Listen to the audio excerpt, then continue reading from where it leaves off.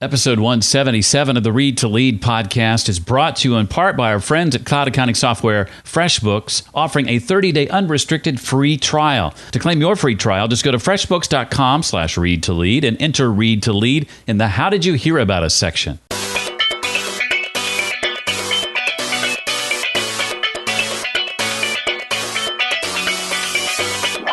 From my research, I think the biggest myth is this idea that we should follow your passion. But it's not about following your passion. It's about seeking out a meaningful struggle, and that will lead to passion. Welcome to the Read to Lead podcast with Jeff Brown. Jeff believes that if you desire to achieve true success in business and in life, then consistent and intentional reading is a must.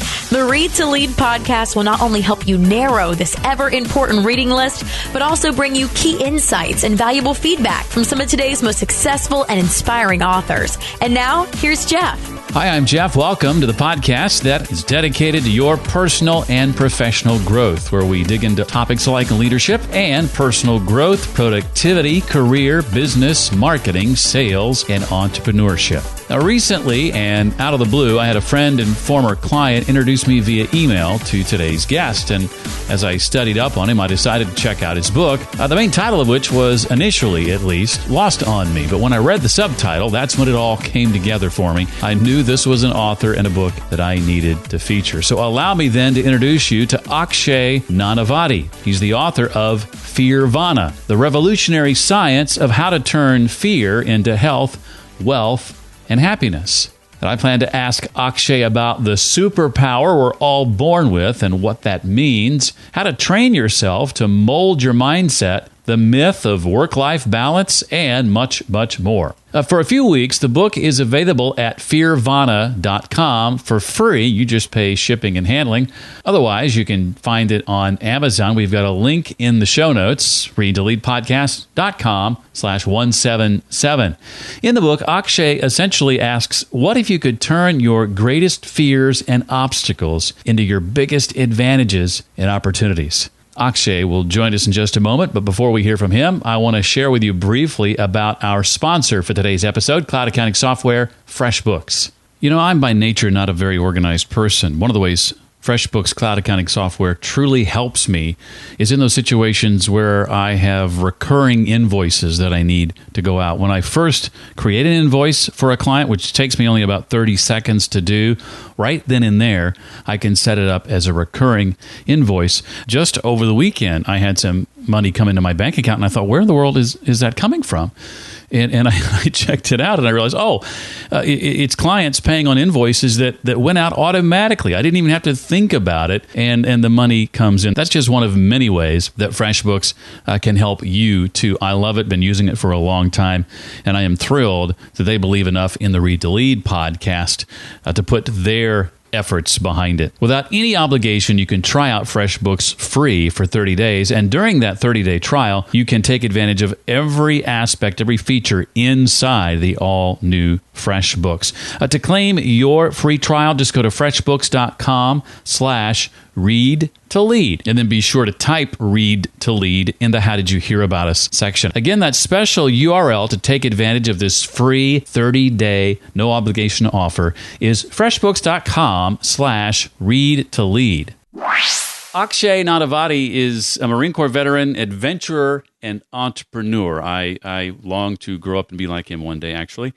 After overcoming drug addiction, a diagnosis of PTSD after the war in Iraq, and a battle with alcohol that actually pushed him to the brink of suicide, Akshay has since explored some of the most hostile environments on the planet and built a global business helping people live limitless lifestyles. His work also funds his nonprofit, the Fearvana Foundation. Now, combining years of research in neuroscience, one of my favorite topics, and psychology with his life experience, Akshay has written a brand new book called Fearvana, the revolutionary science of how to turn fear into health, wealth, and happiness. And the book is available now for pre-order. Akshay, welcome officially to the Read to Lead podcast. Thank you so much, Jeff. It's a real pleasure to be here. Well, a couple of things I've learned thus far from reading Akshay's book. One is that no matter your circumstances, no matter your past, any one of us can change how that's impacted us, how that impacts us now when we understand how the brain works. The other thing I've learned, and I don't mean this in a derogatory way, but I think Akshay would agree with me, that if Akshay can do it, anybody can. And to that end, Akshay, I thought we would start by having you share about some, maybe a little more detail, those hurdles you had to overcome to get to the point where you are today. Sure. And I couldn't agree with you more about that point, that if I can do it, anybody can, because I'm honestly the poster child for making mistakes. I've been a nightmare of a child to my parents. So, as you said in the introduction, at a young age, I spent about 1.5 years of my life with drugs and alcohol. And I was just the worst child. I had been arrested, was in jail. I had gotten caught stealing. I put my parents through a lot. And so literally everything you could imagine, I screwed up doing. And I got out of that phase when I watched the movie Black Hawk Down. It kind of became this trigger for me that led to this series of events of reading the book on Black Hawk Down and watching other war movies and really immersing myself in life in the military, that I got out of drugs and joined the Marines. And through the Marines, I started to find value in pushing my limits and actually discovering that there is no end to how far I could push that line. So I went mountain climbing, skydiving, cave diving, ice diving. You kind of name it. Nature became my playground to explore my limitations. So from there, I then eventually went to Iraq in 2007, which, as you can imagine, was also a terrifying experience. But often those are the ones that lead us to growth. So I found a lot of value in that experience as well, came back, but then I struggled with life back home. I was diagnosed with post-traumatic stress disorder. And that's when I hit that moment where I struggled with alcoholism. And after that is what drove me to the research that led me to this concept of Fearvana, because I discovered that my greatest moments in my life were the ones that terrified me, from climbing mountains, from joining the Marines, from going to Iraq. And the research in neuroscience and psychology only validated this life experience that I had. And that's what led to ultimately this book and this idea that we find our bliss by engaging our fears, not running away from them. Now, I believe I read or heard that your wife had something to do with coming up with that term. Is that correct? She did. She actually coined the word. I had been kind of living this lifestyle, but she crystallized it by giving it the name. I wish I could steal credit for it, because when she said it, I was like, that's gold. Now, there's a story you share near the beginning of the book that intrigued me, and it was this satisfaction that you get out of doing things that your wife expressly wishes you wouldn't do. And I had to laugh when I was reading that, because I saw myself in that. In fact, I was just practicing that before this interview and got the look from my wife, and I was starting to tell her about your book and some of the science, and her first question was, is he an only child or is he the firstborn? Because she believes this has a lot to do with birth order. Huh, interesting. Yeah, I'm actually not the only child. I have an older brother. Ah, well, good. It's not as she believes it to be. That's all I wanted to hear. Exactly. I can relate. Well, you believe that no emotion is inherently good or bad on its own, including fear and guilt and stress and anxiety, and I've had all of those at one time or another. Talk about the importance of making things like fear, as you hinted a moment ago, your friend, making it work for you.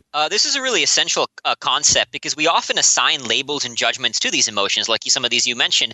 They're the ones that we perceive as negative, right? But neuroscience and psychology has shown that we don't actually control what first shows up in our brain. So, for example, if I'm standing on the edge of a cliff and I feel fear, it's a natural response to that. And the brain is always asking itself, is this thing going to kill me? Evolutionary speaking, that's our brain's most important function. So fear is something we don't control. And our current brain is not adapted for life in this modern world. It's set up for an archaic world where survival is a daily concern. So we feel fear a lot more than we think. But that's okay. It's not a bad thing. It's essential not to judge our fears. And I'll give you an example. I worked with this one gentleman, and he told me once that I feel I just need to wait for the fear to go away so I can quit my job and start my business. Right. And I said, that's your problem. You're waiting for the fear to go away, because he made the fear mean he was weak. I said that it's normal to feel fear before quitting a job to start a business. And when we stop labeling our fears and judging it, we can actually channel it into something meaningful. And tons of studies have shown that when we truly make our fear work for us, it actually changes our biology. It releases a series of chemicals in our brain that actually turn us into superhuman. It makes fear work for us instead of against us. Well, you contend that every one of us is born with a superpower, the superpower called neuroplasticity, meaning we have the ability to rewire our brains. You've hinted at some of this, that we can actually, through some of these techniques, change how our brains compartmentalize some of this. Is that a good way to say it? Absolutely. Everything, if you think of everything in your brain as a physical structure, so a memory, a habit pattern. So for example, when I used to struggle with alcoholism, right? If let's say I come home from work or I come home, any trigger, and like I come home from work, I open up a bottle of beer. That becomes a wiring in your brain, a physical wiring. And you can change that wiring. And when you realize this concept, it's a beautiful thing because you can change anything no matter where you are. In the research that I took on for this book, I read about this woman who was diagnosed as mentally handicapped. She couldn't read a clock. For example, if the clock had 2:15, she wouldn't be able to tell what that meant when the small hand was at 2 and the big hand was at 3. So she literally focused her brain just staring at a clock like that and turning with a postcard and turning the back of the card, and it would say 2:15, and she taught her brain to learn what these faces of the clock meant. And we can all do that for anything. We can actually shape our brain and reframe it and create a brain that helps us and advances us in the life that we want to live. Well, one of the most fascinating things for me from reading the book is this idea that because perception shapes reality, it's possible for us to go back to past experiences and change for the better how those memories influence and impact us today. Can you unpack maybe an example of what that might look like? This was an invaluable concept for me as well when I struggled with PTSD, as I was saying, and came back from the war and was really struggling with how I perceived the war. So what I came to learn is that memories are not the way we truly believe them to be. So for example, Jeff, if I were to ask you, what did you do yesterday? Now, you tell me what you did yesterday. And tomorrow, if I ask you, what did you do 2 days ago? You're not actually remembering that event from yesterday. You're remembering yourself remembering that event from today. So every time we activate a memory, it's actually remembering the last time we activated that memory. And what this means is that our memories actually lie to us, and we can actually change them because every time we activate a memory, it is affected by our present state of being. So the problem with most therapy, and why I struggled with therapy and ultimately had to heal myself, was that they send you into a negative state when you go back into these experiences that affect us. So my experience was at war. So I'm constantly in a negative state, and it's only reinforcing the negativity of that experience. So what I learned to do is put myself in a positive state and then ultimately reframe how I view the memory, how I view these past experiences. So to give you an example, for a long time after the war, I struggled with survivor's guilt. And everybody from the therapist, my friends, my family saying you shouldn't feel guilty. You know, it's not your fault. This friend of mine that I lost in the war, I constantly felt that I wish it had been me instead of him. And to this day, I feel that guilt that I wish it had been me who died instead of him. And I realized as I came about this study on memories that I couldn't make that memory go away. Once again, to go back, we don't control what shows up in our brain, right? And this was memory so anchored in me, this guilt. But I learned to channel it into something meaningful. I put myself in a positive state. I looked at all the things I want to do in my life, the impact I want to make. And especially when you focus on an impact, it releases oxytocin, which is quote unquote the love hormone in the brain. And that actually helps you engage your fears. Plenty of studies have validated that. And by doing that, I now tell myself that since I am still alive, let me earn this life. Let me do something meaningful with it. And now my guilt has become my ally. It helps me stay sober. It helps me focus on doing meaningful work. It helped me actually finish this book because writing the book was a terrifying experience. So it helped me focus that, okay, I don't want to die without having created this book that shared Fearvana with the world. So we can all change our past. And it's a really cool thing to think about the memories this way because then they're malleable, right? Right. And one of the things I appreciate about a book like this is the level of research that has gone into it. You're constantly citing the work of other psychologists and neuroscientists and folks like Carol Dweck. And I mean, that's just a tip of the iceberg. And I love a book that brings all of this together and helps unpack a lot of this for us. So thank you for that. I want to talk a bit about spark events. Give us an example of a spark event and what that means. Sure. So as I mentioned, when I got out of drugs in high school, I watched that movie Black Hawk Down.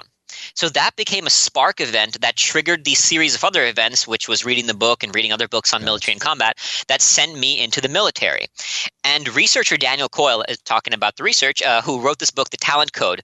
He discovered that in all these experiences of greatness, whenever somebody performs as a mastery at his respective art, it starts with the spark event.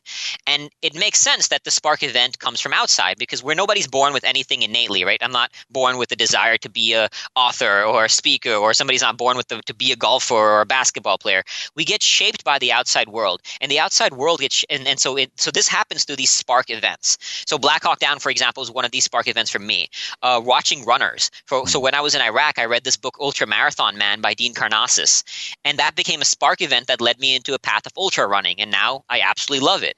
So spark events shape how we decide to pursue a life, where we want to go with our life. And they're essential to ultimately creating our path, and leading to the passion that the way we live our lives. And everybody, if you look at Michael Phelps or Shaquille O'Neal, Michael Jordan, for example, his spark event was when he was rejected from the high school team in basketball. That became a spark event because of that disappointment and that shock. And he said that, okay, I'm never going to let this happen again. And he became Michael Jordan. Now, are you saying that these are events that we recognize with 2020 hindsight, or are you suggesting that these are moments we can be intentional about creating? It's a bit of both. I mean, once we become aware that this is where greatness starts, right? Success starts with the spark event. Then we can become conscious about recognizing it. And I mean, conscious about creating it, for example, not just recognizing it. So not just being aware of what's happening around us and saying, okay, how can this moment is powerful. I want to choose this to be a spark moment and then trigger that memory and make it so, but actually seek it out. So when I knew, for example, I wanted to go get into ultra running after Iraq, I started seeking out other spark events. And I read about this ultra runner, Pat Farmer, who ran from the North Pole to the South Pole, averaging about 2 marathons a day in 10.5 months. I mean, it's just an insane feat of just pure impossibility that he manifested, right? But I sought that out. I was looking for spark events to trigger something great in me about my passion for ultra running. And his feat became a spark event for me to say, I want to run across every country in the world. So I generated a spark, and then it led to a goal as a result. Well, talk about what is, in your view, Akshay, the myth of work-life balance. I think, we often obviously hear this concept, right, that we separate our work and our life. And Richard Branson was a huge inspiration in this idea. He says, I don't think of work as work and play as play. It's all living to me. When we actually activate these spark moments and then we choose our path, everything under this umbrella of our path can get consumed. So my work life and my personal life is not separate. My wife is actually supporting me on this book of Fearvana and launching it. She, like I said, she coined the term. We talk about work all the time. So it's not like I come home and turn off my work, because everything is under this umbrella of my life purpose, which I now define as the desire to enhance the human potential in self and others. So that's my umbrella purpose. And everything is consumed about that. I think we need to stay obsessed about our path and not separate work and play, but combine them, the two. And I love it. I mean, I talk about my wife in my work context, just like I am now, and I talk about work to my wife. And they're not sort of these two distinct things, but they're one that are kind of very cohesive and very complementary. And so we don't separate the two, and we can actually become obsessed about achieving greatness in whatever endeavor we choose to pursue. Well, a big focus of this podcast, as you well know, is personal growth and development, obviously leadership component there as well. But I'm curious to know, Akshay, what advice you would give to somebody who is struggling to find their path in life. Is it about understanding your passion? Is it going back to childhood and figuring out what you loved then and figuring out a way to work that in to your everyday, or is it something else? From my research, I think the biggest myth, especially with entrepreneurs, is that this idea that we should follow your passion.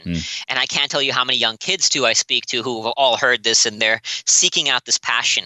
But it's not about following your passion. It's about seeking out a meaningful struggle, and that will lead to passion. So, for example, Michael Phelps, when he started swimming, he used to be terrified of the water.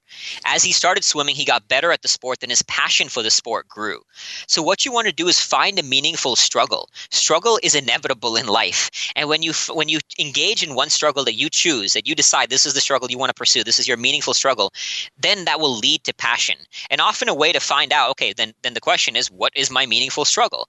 And you start with looking at the lifestyle you want to create. So this is where you get the references, everything that's shaped who you are now, who you want to be. Look at what do you want to create in your life? And what do you not want to create in your life? What are the things that you don't want to be a part of your ideal lifestyle? So look at kind of those combinations of the two, and then seek out references to validate this lifestyle that you choose. So as I said, I knew I wanted to get into running. I wanted to find something meaningful. So I found those spark moments. I sought out these references to validate this lifestyle and to actually help me embark upon it. And then it's about embracing the struggle, because it's going to be hard. In fact, just yesterday, Jeff, I spoke to this one kid, had a corporate job, just got out of college. hating his life, and he's again looking to seek out his passion. When he heard this, he actually said to me, he said, "So there's no such thing as a stress-free life?" Like really kind of harsh, shaken by that reality. And I said, "No, there's not, but that's not a bad thing. That's a good thing. A stress-free life, as long as it's a stress that's meaningful to us, is beautiful." I mean, I'm constantly stressed about the book, about running, about everything, but it's beautiful. I enjoy the stress, and it drives me forward. One of the things I've learned over the last few years, as I've dealt with occasional and out of the blue episodes of anxiety, is to leverage that. Other situations where I've really experienced it, public speaking, not so much, but still something that can be very nerve-wracking. Yeah. When I've done that more, when I've pushed through that uncomfortableness and that fear and that anxiety associated with that, I always come out on the other side the better for it, and so glad. I'm never more confident. I am never more confident in my own abilities than in that exact moment at the end of a public talk I've just given. And I've tried to capture that moment in my memory and think back on that the next time I go to give a public talk. Remember how you felt at the end of the last one, how you felt like you could do anything? Channel that as you go into this next. So that's worked really well for me, at least. That's a great tip, Jeff, because the memories, as we were talking a little bit about, is that memories get formed more when there's emotion attached to a memory. So when you combine attention with emotion, it shapes a memory. So if I focus on this event, just like you said, and you focus on the positive emotion, it can also be a negative emotion, but whatever emotion, it helps shape that memory, and it helps ingrain it into our subconscious so we can leverage that memory in the future. So that's a great point. Yeah, as much as I may dread it on the front end, I just remind myself that on the back end, I'm going to really be happy with myself. Absolutely. I mean, I too have come to learn that the more you engage that moment, just like you said, that moment, that for me, that moment is, if where one part of me wants to quit and the other part of me doesn't, every time I engage that moment and I walk through that door where I don't quit, I reach a whole new level of me that I didn't know I had until I engaged that moment. And it's a beautiful, beautiful thing. Well, I'm about 2/3 of the way through the book. I've read section 1 and 2. Section 1, focusing on awareness and acceptance. Section 2, action. And that's where most of my questions have centered around.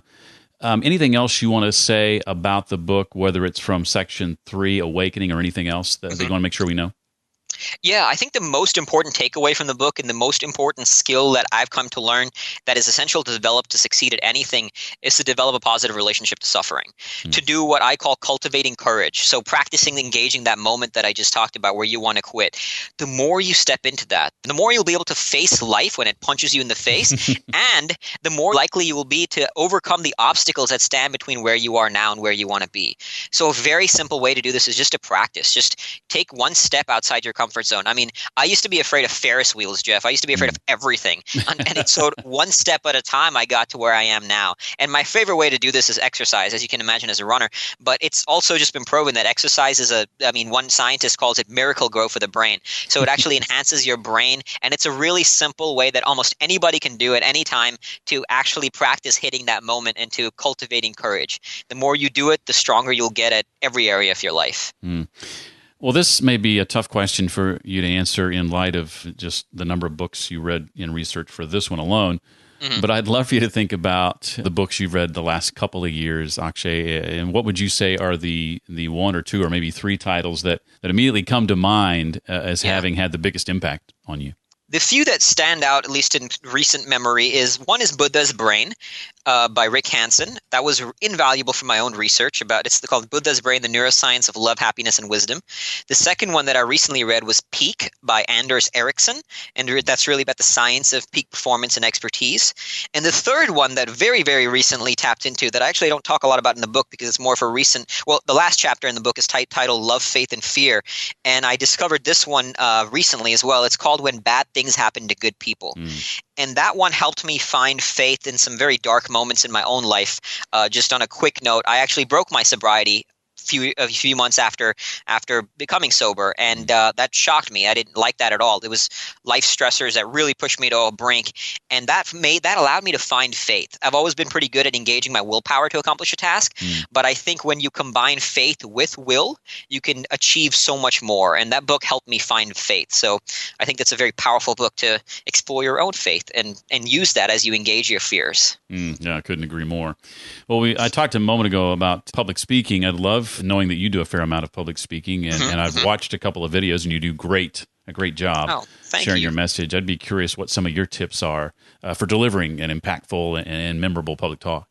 Sure. I think, so some things people have heard is, sharing stories is very powerful. Stories make an impact in people's emotion, make it emotional. Just in terms of technical strategies, don't memorize the speech. I find that to be far less effective. What's important is to memorize the start and the end. So you have the kind of the bookend of your speech, and then have 3 points in the middle. But one of the most powerful things that I've learned when it comes to speaking is effective pausing. This is a huge mistake that I've actually read an article that said that the biggest speakers, that the one mistake that most speakers make is not learning how to effectively pause. And it's something I'm working on myself, is pausing when there's an emotional impact and using the emotions of your topic and channeling that into a speech. So when you say something impactful, pause and let it sit with your audience. I could attest to that, having spent 26 years in broadcasting prior to sitting in this chair. There is power in the pregnant pause, for sure. Absolutely, yeah. Well, I know the book officially comes out it's October, is that right? Yes, early October. Okay, available for pre-order now. What's your recommendation? What's the best place for folks to go pre-order it? Is that Amazon, or would you rather them go to your website? They go to Fearvana.com, because if you go to Fearvana.com, we're actually giving away the book for free in the pre-order. And there's a whole bunch of awesome bonuses that you get when you order the book for free as well. And all we ask is that you pay for shipping, but the book is free. And so in pre-order, that'd be the best place to get it, is Fearvana.com. I knew if I queued that one up, you'd hit it out of the park. Good job.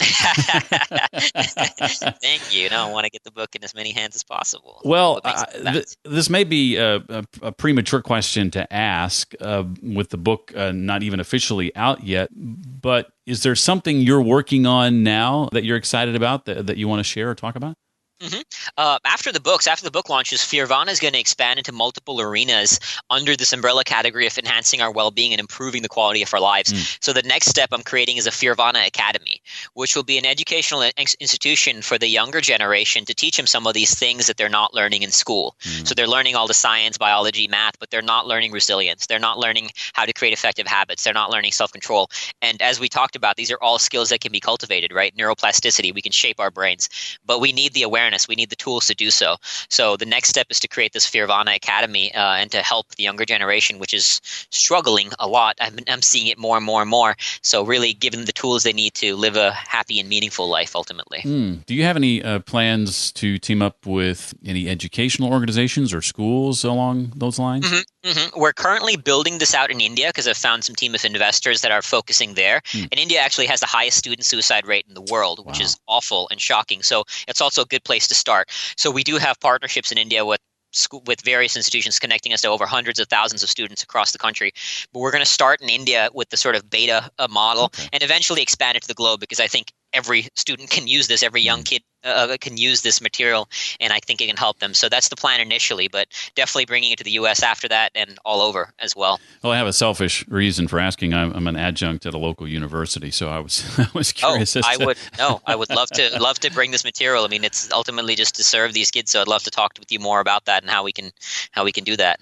Excellent. Well, the book again is called Fearvana: The Revolutionary Science of How to Turn Fear into Health, Wealth, and Happiness. His name is Akshay Nanavati. Akshay, thank you so much for your time and sharing with us your insights and experience. We really appreciate it. Thank you for having me, Jeff. Pleasure to be here.